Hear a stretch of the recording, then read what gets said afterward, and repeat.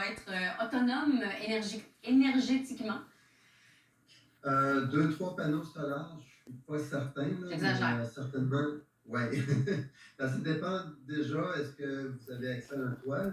Les gens qui sont en appartement dans un édifice multirésidentiel n'ont pas à eux seuls un toit pour installer leurs propres panneaux.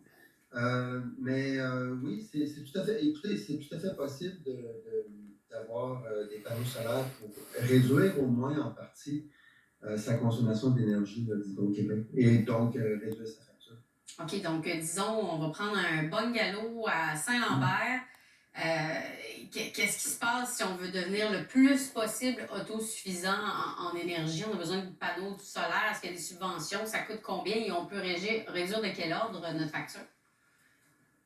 L'article que vous avez référencé du Journal de Montréal parle d'un coût d'environ 25 000 pour l'installation des panneaux.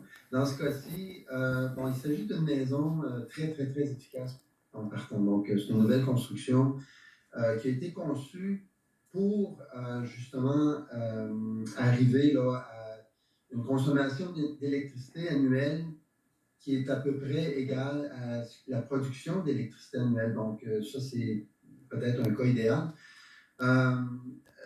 Donc, c'est ça, le coût, c'est environ 25 000 dans ce cas-ci. Si votre consommation d'énergie est plus grande, ben, vous allez avoir besoin davantage de panneaux solaires et donc ça va coûter un peu plus cher.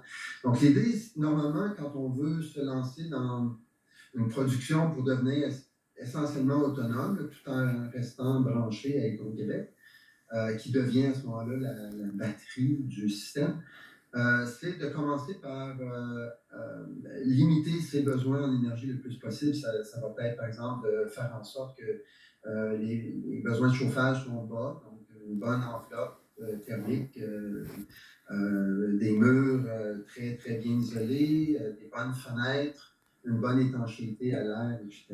Mais est-ce que Ensuite, allez-y. Donc ensuite, on peut aller avec des électroménagers qui sont efficaces aussi, donc pour réduire davantage ses besoins, puis peut-être des systèmes d'énergie aussi qui produisent la chaleur qui sont efficaces. Mais en 2023, l'arrivée des panneaux solaires, comme je le disais, sur la maison unifamiliale là, typique, est-ce qu'on est proche de ça? Est-ce qu'on est proche d'une... d'abord, le fait que ce soit abordable et surtout que on en est pour notre argent, disons.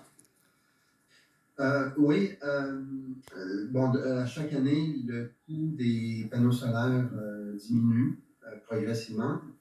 D'année en année, avec le coût qui diminue, ça devient de moins en moins évident. Donc, les coûts avant étaient quand même très élevés. Donc, si à chaque année, on réduit le coût, mettons, de 50%, éventuellement, 50% d'un petit chiffre demeure un petit chiffre. Donc, le coût diminue de plus en plus lentement.